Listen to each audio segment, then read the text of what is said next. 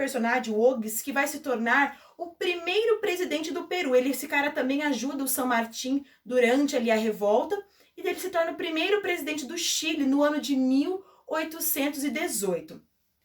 O que vai acontecer? Quando eles conseguem libertar a região do Peru, eles vão partir para o Chile. Essa marcha, né, depois do Chile para o Peru, dura em torno ali de mais ou menos de 3 anos. Quem que vai liderar essa marcha? Vai ser um cara chamado novamente o San Martín. O San Martín, ele vai pedir reforço, ele vai pedir ajuda para libertar de vez o Peru, vamos dizer de certa forma, do domínio espanhol. Ele vai pedir ajuda de quem? De um outro cara que já havia lutado pela emancipação de outras colônias espanholas, que é um cara chamado de Simón Bolívar. O Bolívar vai vir, então, para ajudar o San Martín a tornar de vez o Peru independente de Portugal, ok? O local onde aconteceu a última batalha dos caras, ali na página 35 de vocês, Ayacucho, acontece em 1824. Esse local onde acontece essa batalha foi batizada com o nome de Bolívia, em homenagem ao Simão Bolívar. Então, a região onde é a Bolívia nos dias de hoje foi aonde aconteceu a última batalha para tornar a região do vice-reino do Peru independente da Espanha. Depois, na apostila de vocês, ele vai falar um pouquinho sobre a Capitania Geral de Cuba e da República Dominicana, né? O que acontece aqui, ó? Em Cuba, a luta pela independência vai começar mais precisamente no ano de 1850. Percebam que já é bem tarde do que as outras colônias já estavam buscando. No entanto, o país alcançou a liberdade apenas em 1901.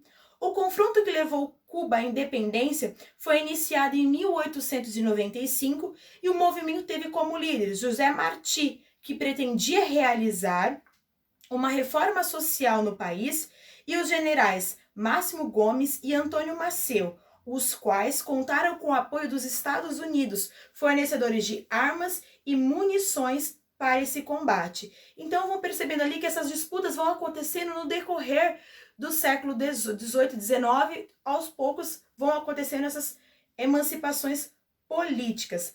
Lá na página 35, ainda no primeiro parágrafo da Capitania Geral de Cuba e da República Dominicana, ele vai falar pra gente assim, ó: basicamente, todas as colônias espanholas obtiveram a sua independência da Espanha até a década de 1820, com exceção da Capitania Geral de Cuba e da República Dominicana, né? Por quê? Nesse caso, embora tenha proclamado sua independência em 1821, o local foi dominado pelo Haiti e permaneceu ainda sob a sua tutela até o ano de 1844. Então, essa região aqui foi um pouquinho diferente. Foi mais tardiamente as lutas pela emancipação política, vamos dizer de certa forma, e depois algumas regiões vão ser dominadas por outros países. Lá na página 37 da apostila de vocês, ele vai falar pra gente ali um pouquinho sobre a emancipação política do Haiti. Por que a emancipação política do Haiti é importante? O Haiti não era colônia espanhola, o Haiti era uma colônia francesa, meus amores. Só que tem um detalhe importante aqui. Por que é importante? É uma colônia francesa, só que está na América, e a sua revolta não foi liderada, ok? Não foi liderada pela elite crioula. Quem vai liderar o movimento de emancipação política do Haiti vão ser os próprios escravizados. São os escravos que vão lutar pela sua emancipação, né? Olha o que ele fala lá no último parágrafo da página 37. A violência que marcou a independência do Haiti e o fato de que esse processo foi liderado e realizado pela população até então escravizada, assustaram as sociedades escravocratas. Quem que são sociedades escravocratas? São aquelas pessoas que defendem o trabalho escravo. A ponto de se criar o termo haitianismo. Haitianismo para identificar o medo de que as elites latino-americanas tinham de tal episódio voltar a se repetir. Assim, a ideia de que a massa escravizada poderia se rebelar contra os colonizadores se tornou um fantasma para as elites coloniais, cujo objetivo era se tornar independente das metrópoles. O próprio poder aumentar o próprio poder, mas sem promover a igualdade social. Então a gente está vendo aqui, né, algumas imagens sobre essa revolta, uma revolta muito, vamos dizer, de certa forma, violenta dos escravizados, né? Então, lembrando para vocês, o Haiti não é colônia espanhola, é colônia francesa, mas por que ele está aqui? Porque a sua revolta, o seu contexto de emancipação foi liderado pelos escravizados, por isso que é importante, ok?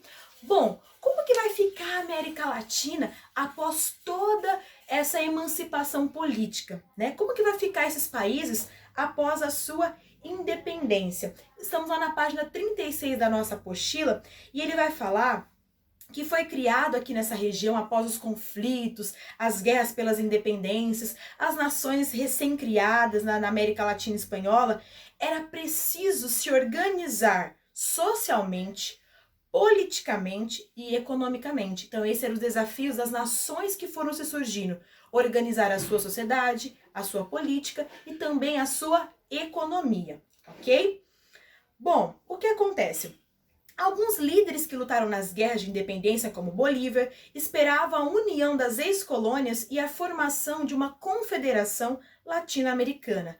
As elites crioulas, por sua vez, almejavam a manutenção da autonomia regional e de seus privilégios. Em decorrência desses interesses, o grande império espanhol na América se fragmentou, se dividiu em pequenos países, onde as elites crioulas predominaram no poder. A defesa dos valores liberais foi praticamente unânime, porém, as desigualdades sociais continuaram. Então, após esse período de emancipação das colônias espanholas, vai surgir um termo que a gente chama de pan-americanismo. O que quer dizer pan-americanismo?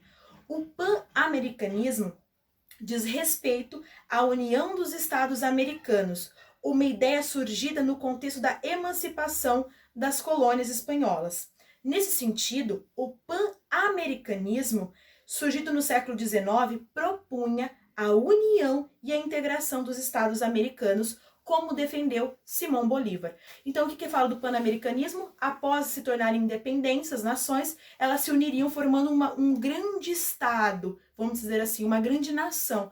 Mas isso não aconteceu, ok? O território espanhol foi se fragmentando e novos países foram surgindo.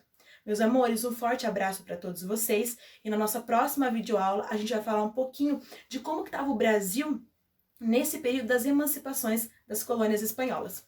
Um beijo para todos vocês, fiquem com Deus e até a nossa próxima videoaula.